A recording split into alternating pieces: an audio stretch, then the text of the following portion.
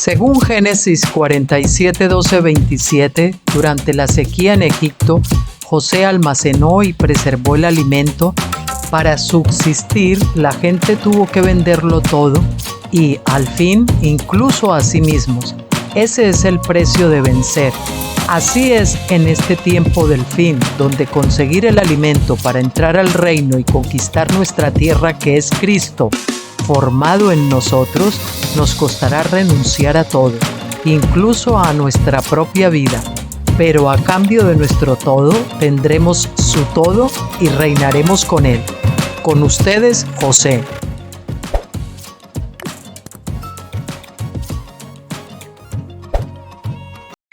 Hola, muy buenas tardes a todos, bienvenidos, comenzando la semana con ustedes en martes en vez de en lunes, pero aquí estamos. Y continuando con el capítulo 10 que les decía el otro día, del libro del Dr. Stephen Jones, el jubileo de la creación o el gran jubileo de la creación, y este título, este capítulo 10, se titula La restauración de todas las naciones. Eso es lo que vamos a abordar en el día de hoy. Hoy es en España hoy, ahora son las 17:58 de la tarde y es día 9 de abril del 2024. Vamos allá. La restauración de todas las naciones. En el segundo capítulo de Daniel, el rey Nabucodonosor de Babilonia tuvo un sueño profético acerca de una enorme imagen con una cabeza de oro, brazos de plata, panza de bronce, patas de hierro y pies de hierro mezclados con arcilla, con barro. Daniel interpretó el sueño y le dijo al rey que las diferentes partes de la imagen representaban reinos terrenales. La cabeza de oro representaba a Babilonia misma, que era la potencia mundial en ese momento. Más tarde el reino de Medo-Persia debía levantarse y conquistar Babilonia. Este nuevo reino fue profetizado por los dos brazos de plata. Después de esto, la nación del vientre de bronce de Grecia, liderada por Alejandro Magno, conquistaría Medo-Persia. Aún más tarde el imperio de hierro de Roma, vamos a poner así, imperio de hierro, el imperio de hierro, con mayúscula vamos a poner, se convertiría en el imperio mundial dominante. Roma se dividió luego en dos secciones, este y oeste. El imperio romano de Oriente fue gobernado desde una ciudad en Asia Menor llamada Constantinopla, a menudo llamada Nueva Roma o la Nueva Roma. El imperio romano de Occidente fue, por supuesto, gobernado desde una ciudad en Asia Menor llamada Constantinopla, a menudo llamada Nueva Roma.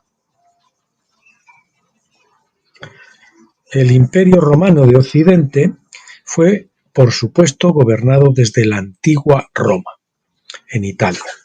El Imperio Romano de Occidente cayó en el año 476 después de Cristo y el vacío de poder fue ocupado en gran medida por el obispo de Roma, que gobernó primero por el poder de la religión y luego también por el poder político y militar. En general se entiende que los pies de hierro mezclados con arcilla tenían que ver con el tiempo de la Edad Media y el gobierno de la Iglesia romana como una extensión del Imperio Romano Occidental.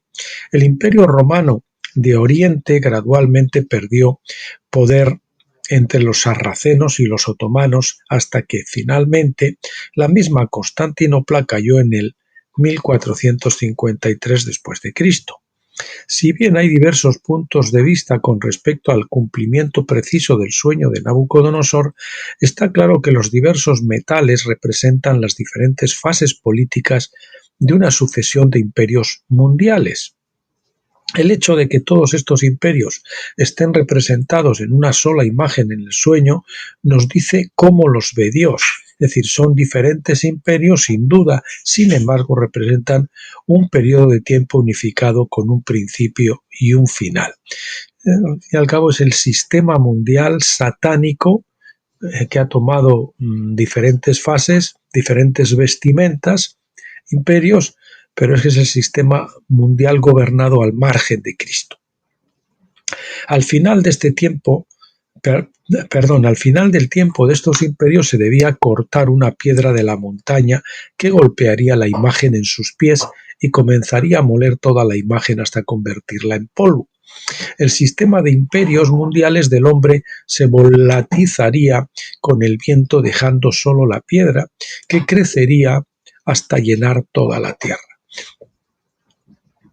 Algunos dicen que la piedra representa a Jesucristo, pero Daniel 2:44 interpreta que la piedra es el reino de Dios. No es Jesucristo, sino es el reino de Dios, que es como va a ser un gran monte que se va a ir extendiendo, como si fuese más bien que un monte, una cordillera por toda la tierra, ¿no? Hasta que toda la tierra sea llena de la gloria de Dios, como las aguas cubren el mar, las aguas cubren el mar al 100%, pues por supuesto el imperio del Señor va a llenar toda la tierra al 100%. 44, el versículo 44 de Daniel 2 nos dice: y en los días de aquellos reyes el Dios del cielo establecerá un reino que nunca será destruido, y ese reino no se dejará para otro pueblo, aplastará y pondrá fin a todos estos reinos, pero él perdurará para siempre. En otras palabras, llegará el día en que el reino de Dios reemplazará a los reinos de los hombres. La tierra será gobernada en justicia por las leyes de Dios. Imagínense cuando eso ocurra. Qué delicia, ¿no? Sobre todo a la luz de lo que estamos viendo en nuestros días y viviendo. Más que por las injusticias y a menudo las arbitrarias y contradictorias leyes de los hombres. Será gobernado por las leyes de Dios más que por las injusticias y a menudo las arbitrarias y contradictorias leyes de los hombres. Apocalipsis 11:15 habla de un día en que todas estas naciones terrenales serán anexadas por el reino de Dios. Dice el versículo 15 de Apocalipsis 11: y el séptimo ángel tocó la trompeta y se levantaron voces en el cielo que decían: el reino del mundo se ha convertido en el reino de nuestro Señor y de su Cristo, y reinará por los siglos de los siglos. Siguiente epígrafe: todas las naciones se volverán a Dios. Muy a menudo leemos los salmos sin realmente entender el significado de estas palabras o su significado profético. Teniendo en mente la visión bíblica de todas las naciones en sumisión a Jesucristo en su reino, veamos algunos de estos salmos, comenzando con el Salmo 66:4. Toda la tierra te adorará y te cantará alabanzas, ellos cantarán alabanzas a tu nombre, Selah. El Salmo 67 también es magnífico, dice así: Dios sea misericordioso con nosotros y nos bendiga, y haga que su rostro resplandezca sobre nosotros, Selah. Para que tu camino sea conocido en la tierra, tu salvación entre todas las naciones. Ahí lo tienen, tu salvación entre todas las naciones. Te alaben los pueblos, oh Dios, que todos los pueblos te alaben. Deja que las naciones, aquí está otra vez, las naciones se regocijen y canten de alegría, porque tú juzgarás a los pueblos con rectitud y guiarás, aquí tenemos de nuevo, a las naciones en la tierra. Selah. Te alaben los pueblos, oh Dios, deja que todos los pueblos te alaben. La tierra ha dado su fruto. Dios, nuestro Dios, nos bendice. Bendíganos Dios, en orden a, eso, va intercalado ahí, que todos los confines de la tierra puedan temerle. Aquí lo tenemos otra vez, que todos los confines de la tierra puedan temerle. El Salmo 72 del 11 al 19 dice: y todos los reyes, todos los reyes se inclinen delante de él. Todas las naciones le sirvan. Ahí tenemos todos los reyes y todas las naciones. Sea su nombre para siempre, que su nombre se engrandezca mientras dure el sol, y sean benditos por él los hombres. Aquí vienen los hombres, llámenlo bienaventurado todas las naciones. Aquí lo tenemos de nuevo, todas las naciones. Bendito sea Yahvé, el Dios de Israel, el único que hace maravillas, y bendito sea su nombre glorioso para siempre. Y aquí tenemos otra vez: y que toda la tierra se llene de su gloria. Amén y amén. Y que toda la tierra se llene de su gloria. Amén y amén. El Salmo 86 del 9 al 10 también nos dice: todas las naciones que has hecho vendrán y adorarán delante de ti, oh Yahvé, y glorificarán tu nombre, porque tú eres grande y haces maravillas. Solo tú eres Dios. Aquí vemos otra vez: todas las naciones que has hecho vendrán y adorarán delante de ti. Llegará el día en que todas las naciones verán que el camino verán que el camino hacia la libertad, la paz y la prosperidad consiste en hacer de Jesucristo su Rey y adoptar la ley divina como la ley de la tierra. Una por una todas las naciones en la tierra harán esto, hasta que su reino llene toda la tierra como la gran cadena montañosa, es decir, la cordillera que decíamos antes, predicha por el profeta Daniel en el capítulo 2 y versículo 35. También Isaías previó el día de hoy cuando escribió en Isaías 2 del 2 al 4, y acontecerá en los últimos días que el monte de la casa de Yahvé, el monte Sión con acento, no sin acento, que es el monte Hermón, será establecido como el principal de los montes. Sión sin acento porque Sión sin acento, Sión con acento porque Sión sin acento es la vieja Jerusalén. Ese no es el monte que va a ser exaltado, ni va a ser el principal de los montes. Es decir, de las naciones, el principal de los montes, aquí tenemos otra vez de las naciones, y se elevará sobre las colinas y todas las naciones correrán hacia él. Aquí tenemos otra vez todas las naciones, vamos a destacarlo también en cursiva. Principal de los montes, es decir, de las naciones, bien, y todas las naciones correrán hacia él, hacia ese monte, y vendrán muchos pueblos y dirán, vengan, subamos al monte de Yahvé, si quieren también la Nueva Jerusalén, a la casa del Dios de Jacob, para que Él nos enseñe sus caminos y para que andemos en sus caminos, porque la ley saldrá de Sión, otra vez con acento, no de Sión, sin acento, que es el monte Sión, donde pues David construyó el viejo templo y donde también construyó su casa y todo esto, ¿verdad? Vengan, subamos al monte de Yahvé, a la casa del Dios de Jacob, para que Él nos enseñe sus caminos, para que andemos en sus caminos, porque la ley saldrá de Sión, como decíamos, con acento, el monte Hermón, y la palabra de Yahvé de Jerusalén, la nueva, se entiende, ¿no?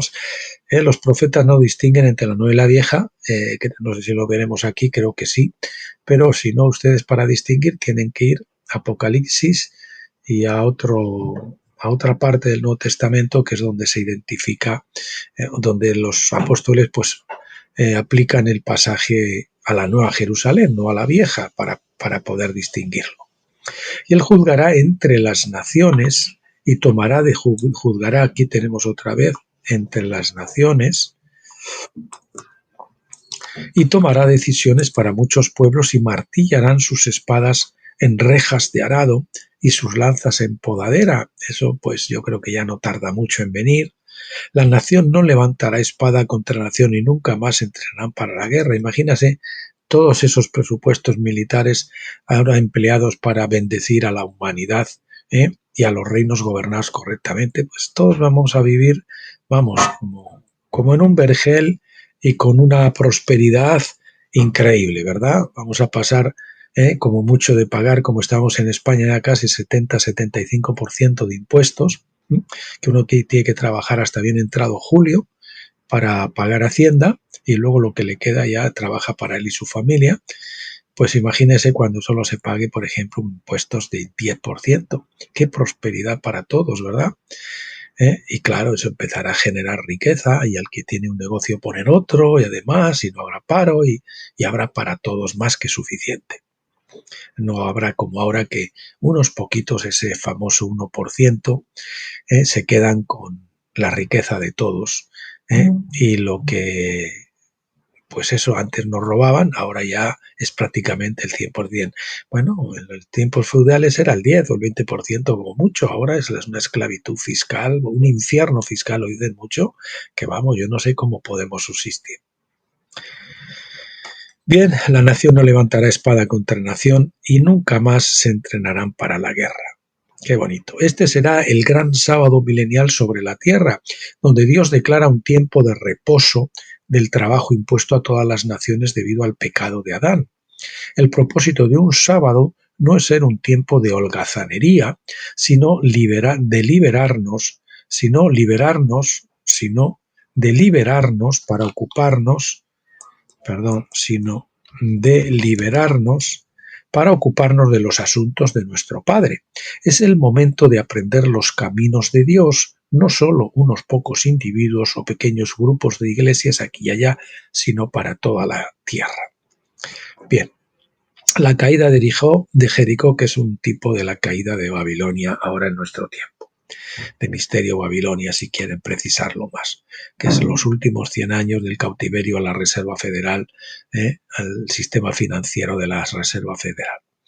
La historia de la caída de Jericó es un tipo profético de la caída de Babilonia. Es decir, la historia de la caída de Jericó es profética de la caída de la Gran Babilonia de Apocalipsis 17 a 19. Las similitudes son sorprendentes cuando uno las estudia. En la conquista de Jericó por Josué, Dios le dijo que marchara por la ciudad durante 6 días, tocando cuernos de carnero. El 7º día debían marchar alrededor de la ciudad 7 veces y luego gritar contra la ciudad. Cuando lo hicieron, un terremoto golpeó la ciudad, los muros cayeron y la ciudad fue conquistada. En el libro de Apocalipsis encontramos que la ciudad de Babilonia debía caer de la misma manera. Hay 7 sellos y el 7º sello se compone de 7 trompetas. Hay 7 trompetas y la 7ª trompeta se compone de 7 copas oviales. Solo entonces cae Babilonia conquistada por el reino de Dios. Es obvio que el derrocamiento de las leyes y los sistemas de gobierno opresivos y arbitrarios del hombre es una declaración divina de jubileo. El objetivo principal de un jubileo es liberar a la gente de toda forma de esclavitud. Entonces es evidente que la caída de Babilonia en el libro de Apocalipsis es un jubileo. Los 7 sellos representan las 7 edades de la Iglesia que componen la edad de la Iglesia, que componen la edad pentecostal. Repito, los 7 sellos representan las 7 edades de la Iglesia que componen la edad pentecostal. El 7º sello es el día final de la caída de Babilonia o Jericó. Durante ese día final hay 7 trompetas. En la ley Dios instruyó al sacerdote a tocar la trompeta en cada luna nueva. Déjeme que ponga aquí esto cursivas. Refiere al día del versículo. Bien, repetíamos, en la ley Dios instruye al sacerdote a tocar la trompeta en cada luna nueva al comienzo de cada mes para marcar el calendario y contar los meses. Y así, las 7 trompetas representan correctamente los 7 meses que conducen al 7º mes en el calendario hebreo. En el 7º mes está la fiesta de los tabernáculos, durante la cual el sacerdote derramaba una libación del vino nuevo como ofrenda de primicias a Dios, Números 29-16. Como la fiesta de los tabernáculos era una fiesta de 7 días, había 7 copas o jarras, 7 copas o jarras de vino que se derramaban como ofrenda para celebrar esta fiesta en el 7º mes.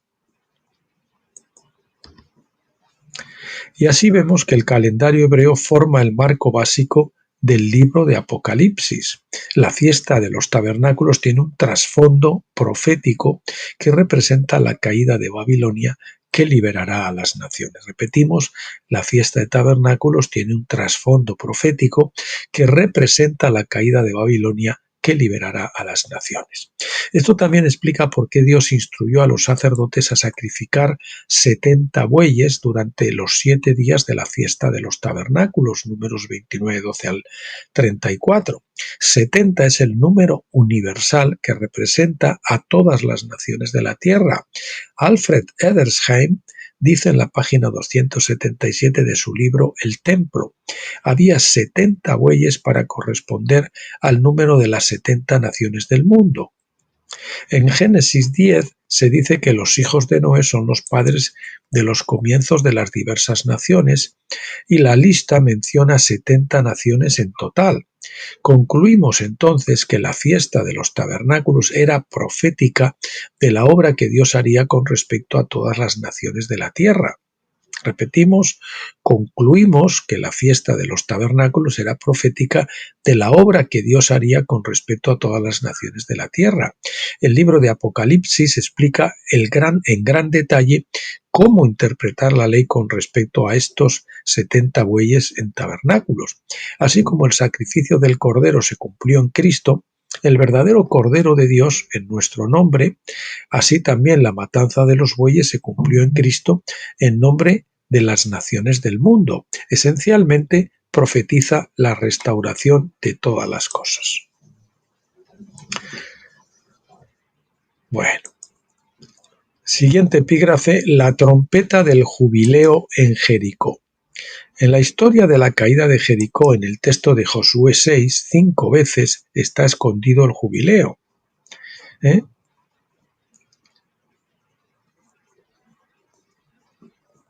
Vamos a ver, esto está mal, permítanme. Josué 6 está escondido el jubileo 5 veces, ahora sí.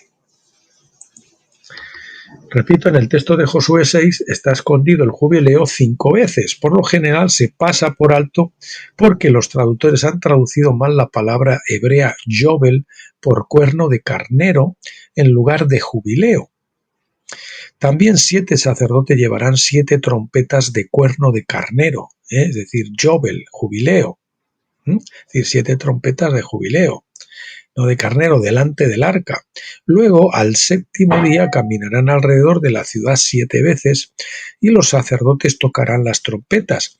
Y sucederá que cuando hagan un largo estampido con el cuerno de carnero, ahí tiene otra vez yobel, jubileo, y cuando al frente, puntos suspensivos,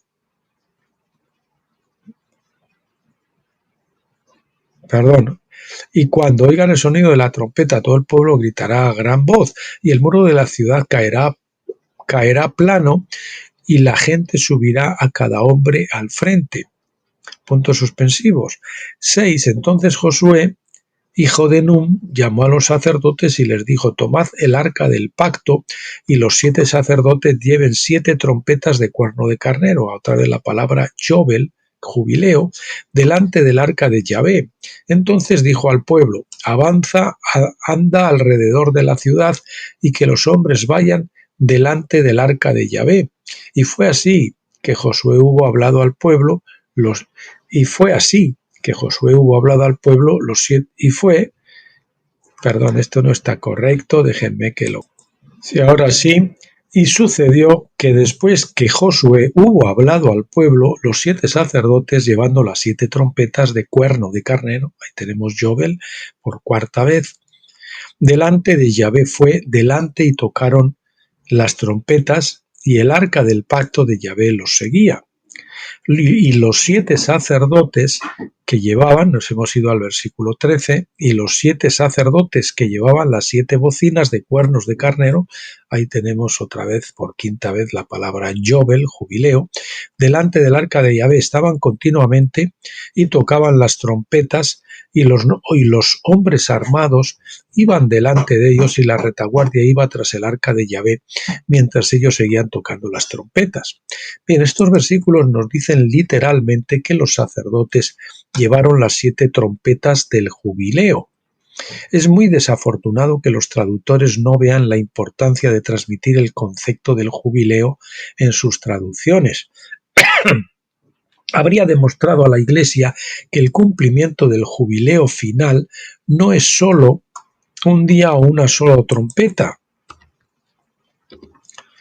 sino un tiempo de 7 trompetas en un periodo de 7 días. Repito, habría demostrado a la Iglesia que el cumplimiento del jubileo final no es un solo día o una sola trompeta, sino un tiempo de 7 trompetas en un periodo de 7 días. Se suponía que la trompeta del jubileo sonaría el día de la expiación, pero el jubileo simplemente era en sí mismo el día de preparación para la fiesta de los tabernáculos, que era una fiesta de 7 días. La historia de la caída de Jericó, combinada con el libro de Apocalipsis, nos muestra su significado profético. Parece que hoy estamos al final de la edad pentecostal, y estamos en el tiempo de la séptima trompeta. Las 7 copas que se están derramando al comienzo de esta edad de tabernáculos, las 7 copas se están derramando al comienzo de esta edad de tabernáculos. En Pentecostés, que acabó en el 1993, Son 40 jubileos después de Pentecostés, precisamente, y después de eso, pues estamos en transición a la edad de tabernáculos que comenzará cuando venga el derramamiento de la doble porción, el último gran avivamiento final. Entonces ahora de momento estamos en esa transición. Repetimos, parece que hoy estamos al final de la edad pentecostal y estamos en el tiempo de la séptima trompeta. Las 7 copas se están derramando al comienzo de esta edad de tabernáculos. Aunque las murallas de la ciudad aún se mantienen firmes, llegará el día en que el gran terremoto de Dios sacudirá todas las cosas y no quedará nada que no sea parte de su reino. Ageo 2, del 6 al 7, y Hebreos 13, del 26 al 28, tratan este tema. Bueno, siguiente epígrafe. Dios quiere todo el oro, la plata, el bronce y el hierro. Josué 6:19, los israelitas recibieron instrucciones sobre el botín de guerra cuando Dios entregó la ciudad en sus manos. Mas toda la plata y el oro y los utensilios de bronce y de hierro son cosa sagrada para Yahvé. Ellos entrarán en el tesoro de Yahvé. Dios requirió todo el oro, la plata, el bronce y el hierro de la ciudad de Jericó para su tesoro. Estos metales, como lo hacen en el libro de Daniel, significan todas las naciones de la tierra. Este requisito profetiza en Josué 6 que todos los reinos de este mundo vendrán al tesoro de Dios, es decir, a su reino, Apocalipsis 11:15. Esta ley del oro y la plata y su significado se repite en Ageo 2, versículos 8 al 9. Dice, la plata es mía y el oro es mío, declara Yahvé de los ejércitos. La gloria postrera de esta casa será mayor que la primera. Se refiere al templo de la Nueva Jerusalén, al remanente, ¿verdad? Dice Yahvé de los ejércitos, y en este lugar daré paz, declara Yahvé de los ejércitos. Jesucristo está destinado a ser Rey de reyes y Señor de señores. Está destinado a ser adorado por todo lo creado que está en el cielo y en la tierra y debajo de la tierra y en el mar, y todo lo que en ellos hay. Apocalipsis 5:13. El propósito del juicio de Dios es corregir y refinar estos metales para que Dios pueda poner incluso a sus enemigos en su tesorería, aboliendo así la muerte y para que Él sea todo en todo. Repito, el propósito del juicio de Dios es corregir y refinar estos metales para que Dios pueda poner incluso a sus enemigos en su tesorería, aboliendo así la muerte y para que Él sea todo en todo. Siguiente epígrafe, Jericó dedicada a Dios. Josué 6:17, la New American Standard Bible, también nos dice que la ciudad de Jericó y todos sus habitantes estaban bajo la prohibición. La versión King James dice que la ciudad fue maldita. Al margen dice que es dedicada en la nota del margen. Para comprender el significado de la devoción o dedicación de Jericó, primero debemos hacer una pausa para estudiar la ley de la devoción o dedicación o la ley de votos. La palabra hebrea es cherem, que proviene de la palabra raíz charam. Esta palabra es difícil de traducir al castellano, significa que debe ser dado a Dios y no puede ser comprado o redimido de su posesión. Debía ser usado solo para los propósitos de Dios. La ley con respecto a las cosas dedicadas o consagradas se encuentra en Levítico 27 del 28 al 29 que dice, sin embargo, cualquier cosa que un hombre separe para Yahvé de todo lo que tiene, de hombre o animal, o de los campos de su propiedad, no se venderá ni se redimirá. Cualquier cosa dedicada a destrucción es muy santa para Yahvé. Nadie que haya sido apartado entre los hombres será rescatado, seguramente morirá. En otras palabras, una vez que algo se ha dedicado a Dios, nunca se le puede quitar, ni Dios lo venderá, ni lo cambiará por dinero o propiedad. Por ejemplo, Jesús habló de tales personas en Juan 10 del 27 al 29. Dice, mis ovejas oyen mi voz, y yo las conozco y me siguen, y les doy vida eterna, y nunca perecerán, y nadie las arrebatará de mi mano. Ahí lo tienen, nadie las arrebatará de mi mano. Mi Padre que me las ha dado es mayor que todos, y nadie las puede arrebatar de la mano del Padre. Estas ovejas pertenecen A Jesús le fueron dadas por el Padre. Son devotas o dedicadas a Él. Por lo tanto, no pueden ser arrebatadas de su mano. Están consagradas a Él. Ellas son parte de su novia, porque la palabra hebrea charam es de donde se deriva la palabra harén. Harén, ya saben, por ejemplo, de esposas. No están dedicadas a la muerte y la destrucción, sino a la vida. Son las que han muerto voluntariamente por su propia voluntad, por amor a Él. Son han sido los que su holocausto ha sido totalmente consumido, su dedicación al Señor. Como Jesús son una compañía de corderos, tienen el carácter del Cordero de Dios, quien entregó su vida voluntariamente a los demás. Aquí decimos el arnion, que son los corderitos, y el agnos creo que es el Cordero de Dios, Jesús. Y el arnion en Apocalipsis es la cabeza unida a los corderitos. Ese es el arnion. Con este trasfondo en la ley de las devociones vemos el significado subyacente de la devoción de Jericó a Dios. La ciudad estaba dedicada a la destrucción, pero Dios reclamó todo el oro, la plata, el bronce y el hierro. Estos metales representan a las personas que son ciudadanos de los reinos de este mundo. Deben ser dedicados a la destrucción, ciertamente, pero es a la destrucción de la carne, para que la gente pueda ser salva e integrada al tesoro de Dios. Los incrédulos están dedicados al lago de fuego para que puedan ser probados y purificados 7 veces y hechos aptos para el uso de Dios en su templo. Repito, deben ser dedicados a la destrucción, ciertamente, pero es a la destrucción de la carne. Escuchen esto, para que la gente pueda ser salva e integrada al tesoro de Dios. Los incrédulos están dedicados al lago de fuego para que puedan ser probados y purificados 7 veces y hechos aptos para el uso de Dios en su templo. El sueño de Nabucodonosor en Daniel 2 describe esta dedicación a la destrucción en términos de la piedra que muele la imagen hasta convertirla en polvo. Josué lo describe como dedicado al tesoro de Dios. El libro de Apocalipsis dice que los reinos de este mundo se convertirán en el reino de Jesucristo. Si miramos todos estos temas en las diversas formas en que son retratados, veremos que todos apuntan a la restauración de todas las cosas, donde todas las naciones vienen a adorar a Jesucristo. Esto ocurre en la caída de Babilonia, después de que son liberados por el jubileo en la edad de tabernáculos. Siguiente epígrafe, la doctrina Acán o doctrina antirrestauración. Durante la batalla de Jericó, un hombre llamado Acán tomó plata, oro y una vestimenta babilónica de Jericó, un manto babilónico, y los enterró en el suelo debajo de su tienda, Josué 7:21. Él robó aquello que estaba dedicado a Dios, había sido consagrado al anatema. Como resultado, Israel perdió la próxima batalla contra la ciudad de Jai y 36 hombres de Israel murieron.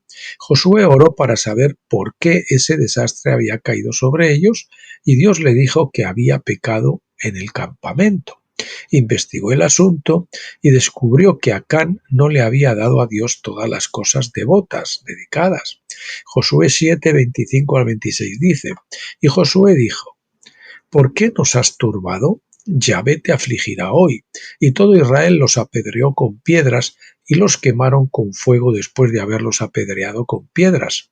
Y levantaron sobre ellos un gran montón de piedras que permanece hasta el día de hoy, y Yahvé se volvió del furor de su ira. Por lo tanto, el nombre de ese lugar ha sido llamado Valle de Acor. Aflicción, angustia, Valle de Acor.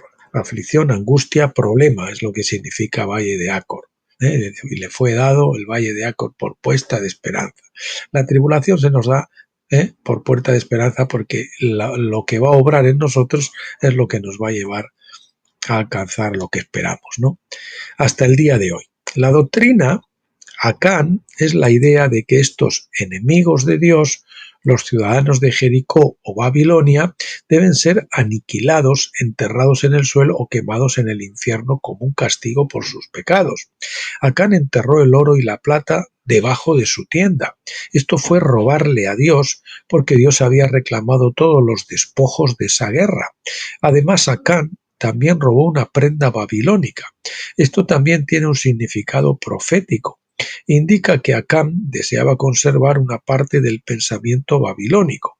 Él prefirió la vestimenta babilónica a los vestidos de salvación mencionados en Isaías 61, 10 al 11, que dice: en gran manera me gozaré en Yahvé, mi alma se alegrará en mi Dios, porque Él me vistió con vestiduras de salvación, me envolvió con un manto de justicia, como un novio se engalana con una guirnalda y como una novia se adorna con sus joyas, porque como la tierra produce sus retoños y como el jardín hace brotar lo que se siembra en él, así Yahvé, el Señor, hará que la justicia y la alabanza broten delante de todas las naciones.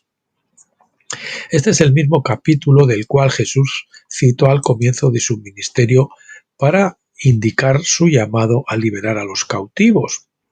El capítulo es parte del comentario de Isaías sobre la ley del jubileo, lo tenemos también en Lucas 4, 18 y 19, si no recuerdo mal. Por lo tanto, está relacionado con el cumplimiento de la fiesta de los tabernáculos o cabañas, Sukkot. La palabra hebrea traducida a cabañas o tabernáculos es Sukkot. Su raíz es Sukkah, con dos Ks, que también es un dosel nupcial. Representa la vestimenta de justicia, que es la recompensa máxima del creyente, representada en la transfiguración de Jesús. Acán era un tipo del hombre que renunciaría a la recompensa de la transfiguración en la fiesta de los tabernáculos. En lugar de renunciar,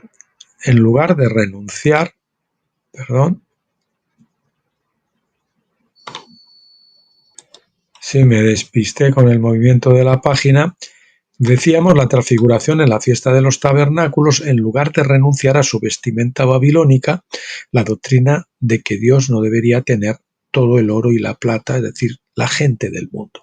Repetimos, Acán era un tipo del hombre que renunciaría a la recompensa de la transfiguración en la fiesta de los tabernáculos, en lugar de renunciar a su vestimenta babilónica. La doctrina de que esa es la vestimenta babilónica, la doctrina de que Dios no debería tener todo el oro y la plata del mundo, toda la gente, ¿no? Solo unos pocos. Bueno, siguiente epígrafe, la puerta de esperanza. Oseas 2:15 profetiza que algún día el valle de Acor, que quiere decir aflicción, angustia, problema, se convertiría en una puerta de esperanza. El valle de Acor fue el lugar donde Acán fue lapidado, Josué 7:26, por robar el oro y la plata del botín de Jericó. Oseas muestra que la historia de Acán era profética y tenía un futuro cumplimiento. Estaba conectada con el tiempo de la angustia de Israel, cuando deberían ser expulsados de la tierra por el juicio de Dios.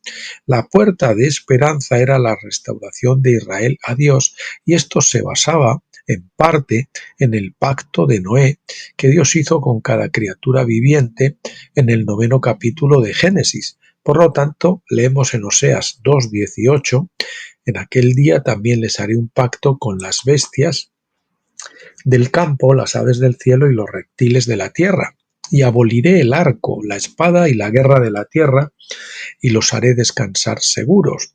Si este es el caso, entonces vemos la doctrina de Acán como una enseñanza antirrestauración. El segundo Josué, es decir, Jesús, Josué, vendrá con Urim y Tumim e identificará esta preocupante doctrina. Cuando lo haga, las personas irán a esa tienda y encontrarán la plata y el oro robados y llevarán todo a los pies de Josué. Es decir, de Jesús. Dios se ha propuesto ser todo en todos, como dice 1 Corintios 15:28, y ningún hombre puede resistirlo o podrá resistirlo. Romanos 9:19. La visión exclusiva y estrecha de la salvación, que es la Acán de hoy, esa la doctrina Acán, será identificada y destruida por la revelación de la verdad. La solución de Acán en el valle de Acor también será una puerta de esperanza para todo el mundo, ya que todos los tesoros de la tierra serán llevados a Josué y serán restaurados al alfolí de Dios. Josué, como hemos dicho, es Yaxúa, Jesús. Vamos a poner aquí también a Josué, y serán restaurados al alfolí de Dios. Bueno, avanzamos. Siguiente epígrafe, la restauración de la cabeza de hierro del hacha. En la historia de Eliseo, la historia de la cabeza de hierro de un hacha que se cayó al río Jordán. El profeta Eliseo era el líder de una escuela de profetas en el antiguo Israel. Y Eliseo fue el sucesor de Elías. Él había pedido y recibido la doble porción del Espíritu que había estado sobre Elías. Segundo de Reyes 2, capítulo 9. Como consecuencia, mientras que hay 8 milagros registrados y atribuidos a Elías, hay 16 atribuidos a Eliseo. 8 es el número de nuevos comienzos, pero 16 es el número del amor. Elías preparó el camino para Eliseo, así como Juan preparó el camino para que Jesús estableciera un nuevo comienzo en la tierra. Sin embargo, el camino está preparado para que el amor de Dios se extienda en la salvación de todos los hombres. Uno de los milagros de Eliseo fue restaurar una cabeza de hierro del hacha que se había caído en el río Jordán. La historia se encuentra en Segundo de Reyes 6 del 1 al 7, que dice: y los hijos de los profetas dijeron a Eliseo: he aquí el lugar que está delante de ti, donde vivimos, es muy limitado para nosotros. Déjanos ir al Jordán y cada uno de nosotros tome de allí una viga, y nosotros haremos un lugar allí para nosotros mismos donde podamos vivir. Entonces él dijo: andad. Entonces uno dijo: por favor, procura ir con tus siervos. Y él respondió: iré. Entonces él fue con ellos, y cuando llegaron al Jordán, talaron árboles. Pero cuando uno estaba derribando un árbol, la cabeza del hacha cayó al agua, y él gritó y dijo: ¡ay, mi señor! ¿Por qué era prestada? Entonces el hombre de Dios dijo: ¿dónde cayó? Cortó un palo, lo tiró allí e hizo flotar el hierro. Y él dijo: tómalo para ti. Entonces él extendió su mano y lo tomó. Aquí tenemos, cortó un palo y lo tiró allí e hizo flotar el hierro. Creo que el hierro en esta historia representa no solo el reino de hierro, representa no solo al reino de hierro, que como saben es Roma, al reino de hierro, o era Roma, sino por extensión toda la sucesión de imperios babilónicos, sino por extensión a toda la sucesión de imperios babilónicos. Así como el hacha de hierro derribaba árboles, también el imperio romano sometía a muchas naciones. Las naciones a menudo son simbolizadas por árboles en las escrituras. Es uno de los árboles que Roma sometió fue la nación de Judá, pero de ese árbol brotó una rama, un renuevo, Jesucristo, que sería, o un vástago, como quieran, que sería arrojada al río Jordán, que simboliza la muerte, para restaurar el hierro, es decir, a los reinos de este mundo. Repetimos, uno de los árboles que Roma sometió fue la nación de Judá, pero de ese árbol brotó una rama, Jesucristo, que sería arrojada al río Jordán, que simboliza la muerte, para restaurar el hierro, es decir, los reinos de este mundo. Los reinos de este mundo están dedicados a la destrucción, así como la cabeza del hacha de hierro cayó en el río Jordán, pero ellos son salvados por Jesucristo, representado en la historia por Eliseo, un tipo de Cristo. Él los salva aplicando la rama de madera o árbol al río, el palo ese que echó, ¿verdad?, de madera. Esto significa la cruz, con la muerte de Jesús aplicada a las aguas, que representan pueblos, multitudes, naciones y lenguas. Apocalipsis 17:15 dice, bueno, vamos a leer lo otro para que se queden un poco con el significado. Los reinos de este mundo están dedicados a la destrucción, así como la cabeza del hacha de hierro cayó en el río Jordán. pero ellos son salvados por Jesucristo, que está representado en la historia por Eliseo, un tipo de Cristo. Él los salva aplicando la rama de madera o árbol al río. Esto significa la cruz, aplicar la cruz con la muerte de Jesús aplicada a las aguas, que representan pueblos, multitudes, naciones y lenguas. Apocalipsis 17:15 dice: las aguas que has visto donde la ramera se sienta son pueblos, multitudes, naciones y lenguas. Entonces ahí se le echa la muerte de Cristo, la cruz, es el palo, y entonces todos ellos son entregados a Cristo. Esta breve historia de Eliseo es una bella imagen de la restauración de todas las cosas y el sometimiento de todas las naciones bajo el reino de Jesucristo. Al ser el milagro número 12 de los 16 que realizó Eliseo, trata del establecimiento del gobierno divino en la tierra. ¿De acuerdo? Bien. Pues ahí es cuando comienza el final del milenio, todas las naciones son integradas, el Señor se va a ir, el reino de Dios se va a ir extendiendo a todas las naciones, y de ahí también pues los incrédulos que han sido destinados al lago de fuego, cuando han doblado la rodilla y se han convertido lógicamente porque han confesado el nombre del Señor. Todo el que invocar el nombre del Señor será salvo. Y nadie puede invocar al Espíritu del Señor si no es por el Espíritu Santo.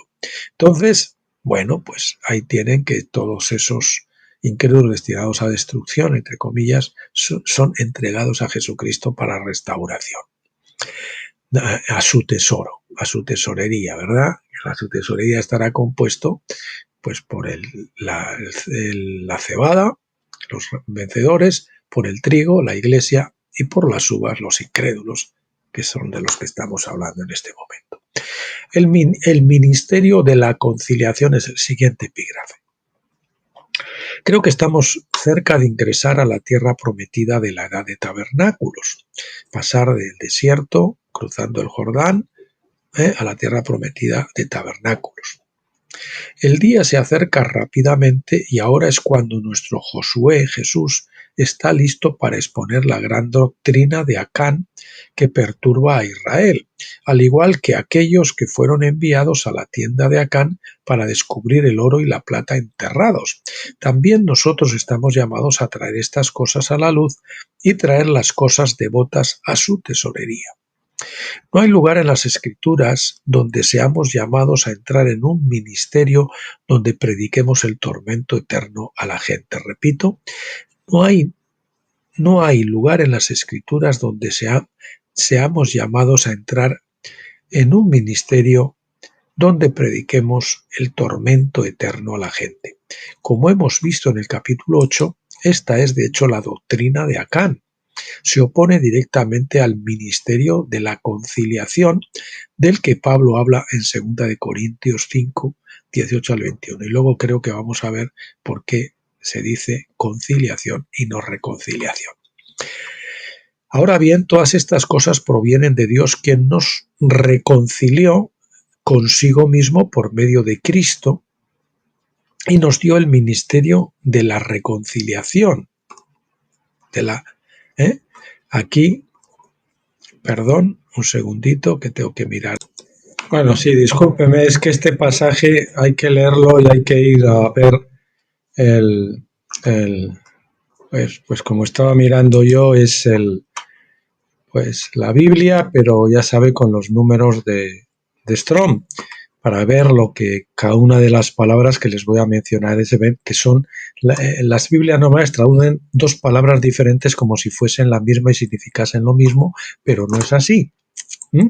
Entonces, vamos a ver. Ahora bien, la traducción correcta sería así. Ahora bien, todas estas cosas provienen de Dios, quien nos concilió. Ahí es la palabra catalaso, que es conciliación, que es algo que se hace de forma unilateral. Dios nos concilió, nos perdonó por sí mismo, sin que nosotros aceptáramos ni estuviéramos involucrados ahí para nada.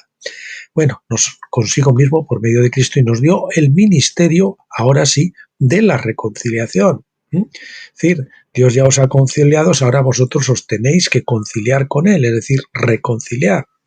Que ahí la palabra sí es catalagué o apocatalaso, que es reconciliación. En las concordancias que yo tengo se usa catalagué. Apocatalaso lo he visto en el escrito en inglés del doctor Stephen Jones, supongo que será lo mismo. 19. A saber que Dios estaba en Cristo conciliando, en este caso catalaso, conciliación, eso fue unilateral, el mundo consigo mismo, no contando sus delitos contra ellos, y nos ha confiado la palabra de reconciliación, de la reconciliación, que en este caso es catalagué o apocatalaso, quiere decir reconciliación. Por tanto, somos embajadores de Cristo, como si Dios suplicara por medio de nosotros, o suplicamos en nombre de Cristo, reconciliaos, aquí es otra vez catalaso o apocatalaso, que quiere decir conciliaos con Dios. Él hizo que el que no conoció pecado fuera hecho pecado en nuestro nombre, para que en él podamos convertirnos en la justicia de Dios. Bien, notará que hemos cambiado la traducción de reconciliación por conciliación. Esto necesita alguna explicación. Hay dos palabras griegas, ambas de las cuales la Nueva Biblia Estándar Americana, el New American Standard Bible, ha traducido la reconciliación. Dice, hay dos palabras griegas, ambas de las cuales la nueva versión estándar americana ha traducido por reconciliación, que es catalaso y catalagué. En este caso, catalagué, podemos decir también apocatalaso. Alguien que sepa de griego, que lo comunique si está, no, que quiere mirarlo, que lo confirme si es así. Estas palabras están relacionadas, pero son ligeramente diferentes. Puede ver las traducciones correctas leyendo la versión concordante. Concordant Version. Si dos personas son enemigas y están separadas por alguna disputa, necesitan reconciliarse una con otra. Pero si una de esas personas se encarga de abandonar el caso y perdonar al otro, alzando la bandera blanca de la tregua, acaba de ocurrir una conciliación. Una conciliación es una paz unilateral, hecha fuera de la voluntad o el conocimiento de la segunda parte, inmiscuida en el asunto, lógicamente. Es hecho por el consejo de su propia voluntad en las cámaras secretas de su palacio de gobierno, pues se refiere a un rey de una nación o algo así, que está diciendo paz, ¿no? Levantando la bandera blanca de la paz.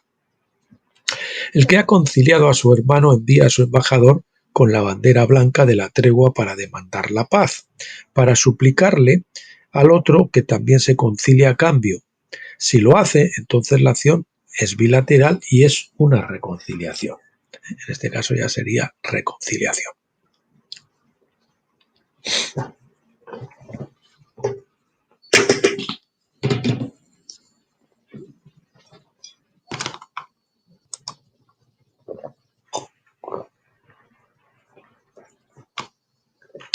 Bueno, me disculpan que tenía que tomar aquí un mejunje. Bueno, repito, perdón, el que ha conciliado a su hermano envía a su embajador con la bandera blanca de la tregua para demandar la paz, para suplicarle al otro que también se concilie a cambio. Si lo hace, entonces la acción ahora es bilateral, lo hizo uno, ahora el otro, entonces se produce es una reconciliación. En 2 Corintios 5 arriba que hemos visto, encontramos que Dios ha conciliado al mundo consigo mismo, unilateralmente. Dejó de lado su caso judicial, justo y legal, que tenía contra nosotros, que tenía contra el mundo, y concilió al mundo. Es decir, y el perdón ya está hecho para todo el mundo sin que nosotros hubiéramos intervenido. Eso se hizo en la cruz de forma unilateral. Luego envió a los cristianos al mundo como sus embajadores para rogarles a los hombres que se concilien con Dios en respuesta. Todos los que toman en cuenta y hacen las paces con Dios se reconcilian con Él. Esto es confirmado por Romanos 5 del 10 al 11. Dice, porque si siendo enemigos fuimos reconciliados, es decir, conciliados, es en realidad lo que debería ir ahí, con Dios por la muerte de su Hijo, mucho más habiendo sido reconciliados, que quiere decir conciliados, la palabra catalaso, seremos salvos por su vida. Y no solo esto, sino que también nos gloriamos en Dios por medio de nuestro Señor Jesucristo, por quien ahora hemos recibido la reconciliación, que debería ser conciliación. Mientras todavía éramos pecadores y luchamos contra Dios, Cristo murió por nosotros. En otras palabras, esta conciliación tuvo lugar antes de la reconciliación porque Dios se encargó de actuar primero. Pablo usa estos términos cuidadosamente. Esto se puede ver fácilmente en los 3 pasajes donde usa el término katalagué, es decir, apokatalaso o reconciliación. El primero está en Efesios 2:16, donde dice, y poder reconciliar, que quiere decir la palabra katalagué o apokatalaso, ambos en un cuerpo con Dios a través de la cruz por haber dado muerte a la enemistad. Pablo estaba hablando del muro de separación que había separado a Israel de los gentiles. Como él habla de ambas partes reconciliadas, él usa la palabra apropiada katalagué, es decir, apokatalaso, katayaso.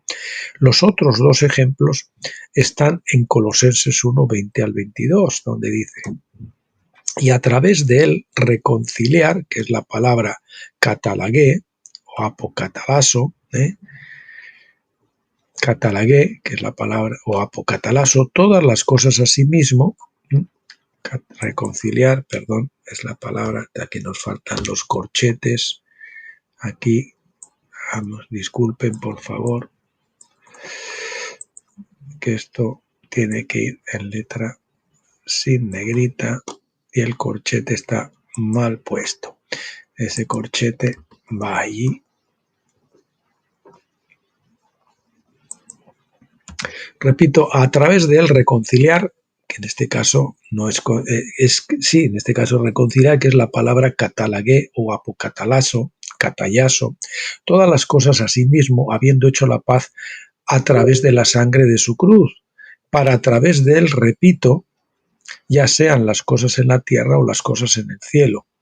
Y aunque antes erais alienados y hostiles en vuestra mente participando en malas acciones, sin embargo, él ahora os ha reconciliado. Otra vez tenemos aquí este asunto, que es la palabra katalagué, apokatayaso, en su cuerpo de carne a través de la muerte para presentaros delante de él santos, sin mancha e irreprensibles. Pablo simplemente dice que el propósito de Dios es reconciliar todas las cosas consigo mismo. Esto significa que ambas partes deben hacer las paces. En el pasaje anterior, Pablo habla a los cristianos en Colosas que a su vez habían conciliado a Dios y así hubo una reconciliación mutua entre ellos. En 2 Corintios 5, citado al comienzo del capítulo, Pablo explica a los cristianos que han sido llamados como embajadores de Cristo a un ministerio de conciliación. Es decir, a los cristianos se les ha confiado un mensaje para dar al mundo. No es una palabra sobre el infierno de fuego y azufre. No son las malas noticias de condenación, son las buenas noticias de que Dios estaba en Cristo conciliando al mundo con él mismo sin contar sus transgresiones en contra.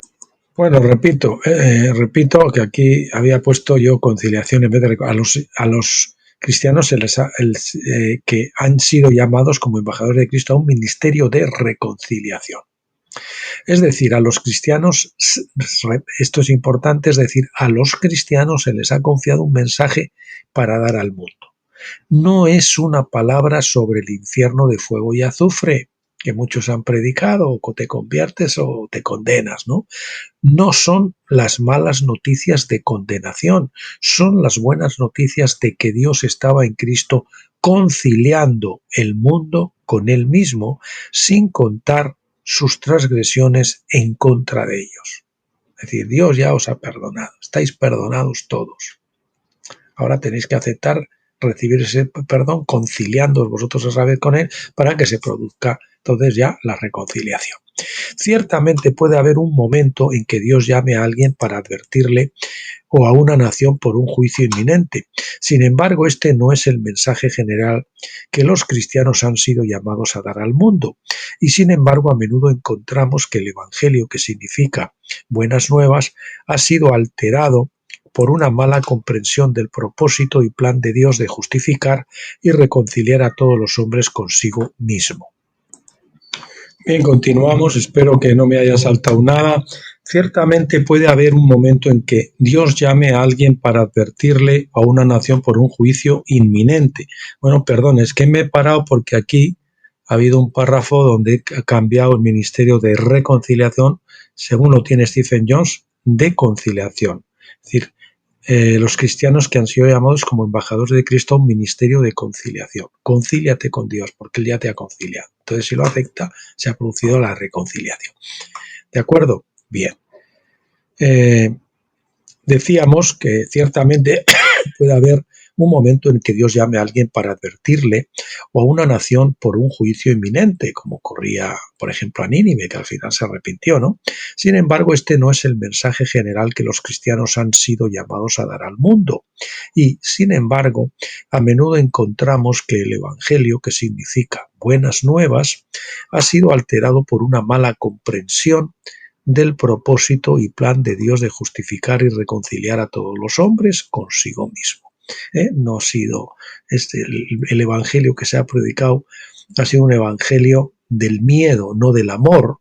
La red se ha echado por la izquierda, el lado de la justicia, pero como le dijo cuando estaban en la pesca, Pablo el Señor le dice a Pedro, echa a la derecha y encontrarás, es decir, el lado de la gracia.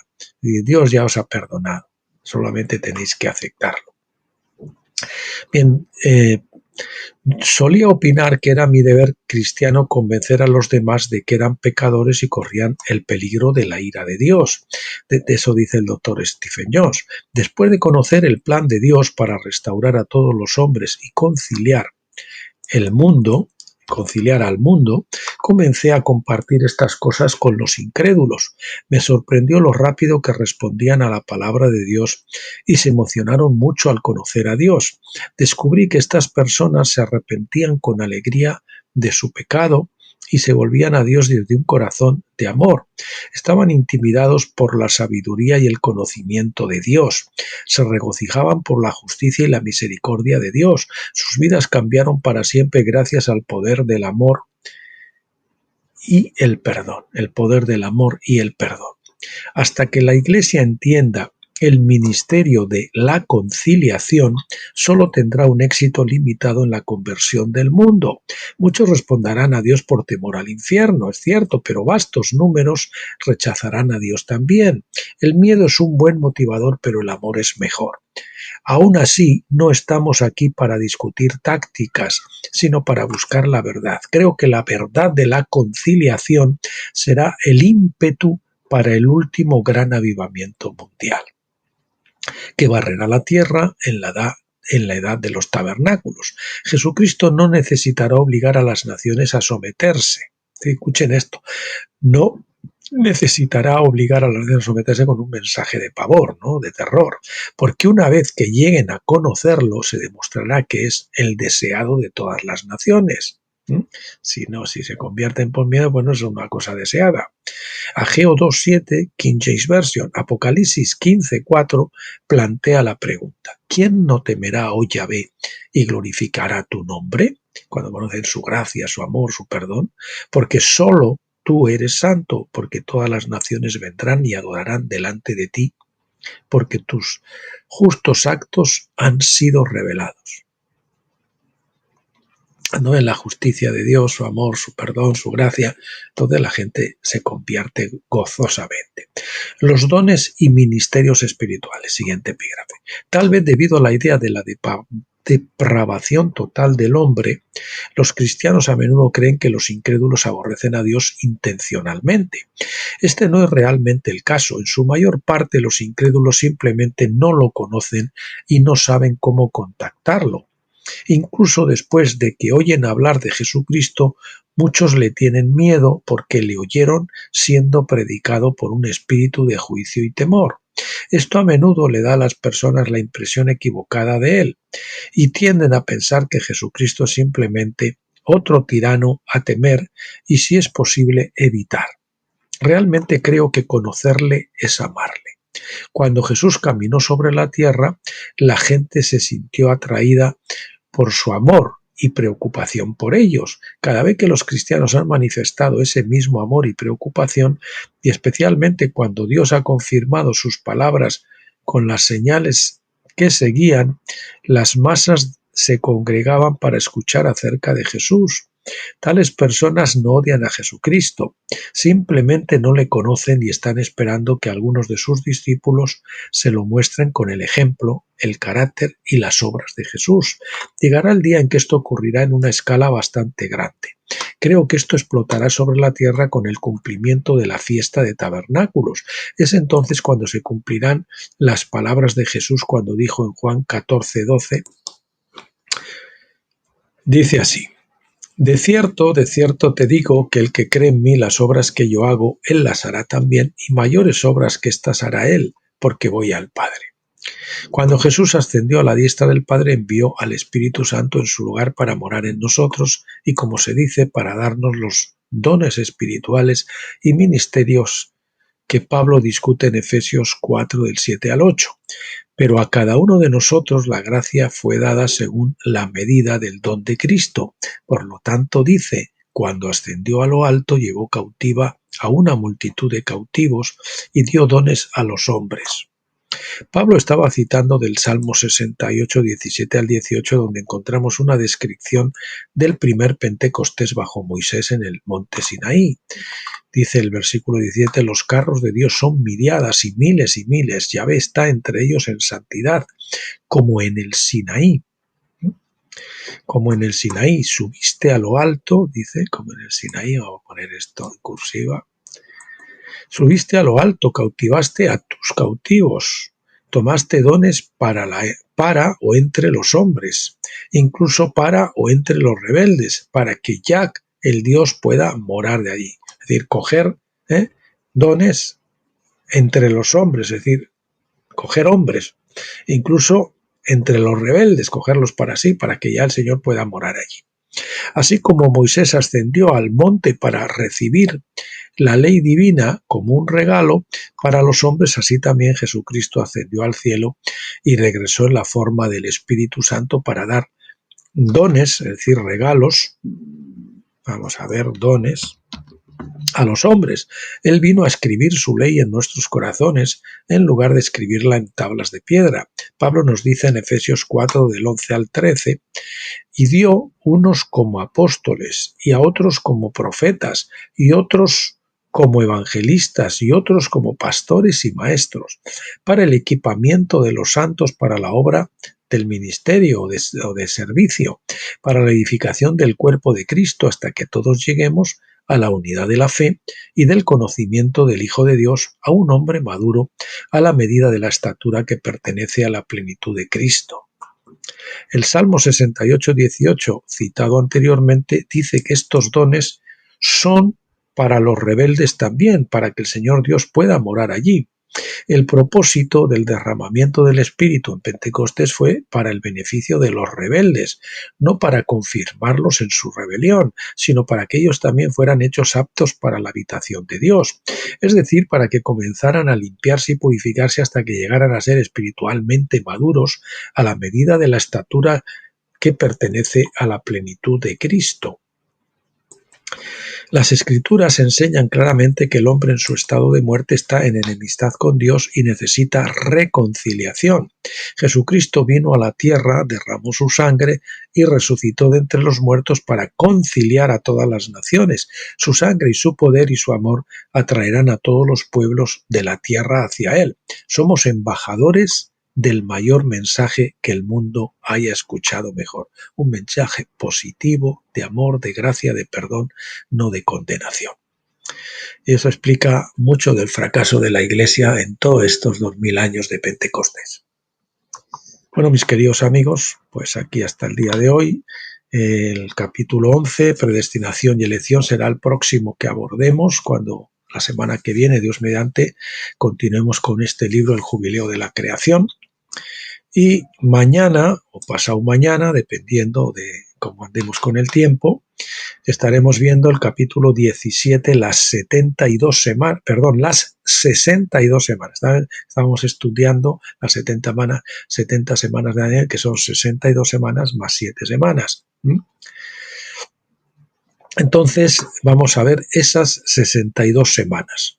Capítulo 17, y también veremos desde el capítulo 18, que se titula, este caso va a ser del libro de Daniel, profeta de las edades, el tomo 2, y veremos el siguiente capítulo 18, que es del decreto al Mesías. Y hay una persona que el otro día en YouTube puso unos comentarios, pues probablemente aquí se trate ese tema. No recuerdo ahora porque este libro lo leí hace tiempo y lo tengo que releer antes de grabarlo, pero si eso y también si es así, yo le mandaré a esta persona pues el asunto para que sepa que eso que él preguntaba lo puede encontrar ahí. Bueno, pues mis queridos, gracias por acompañarme hasta aquí, a los valientes que han llegado al final. Bendecirles a todos en el nombre del Señor Jesucristo, emplazarles para la próxima semana, para el próximo vídeo, que me acompañen, y hasta entonces, pásenlo bien.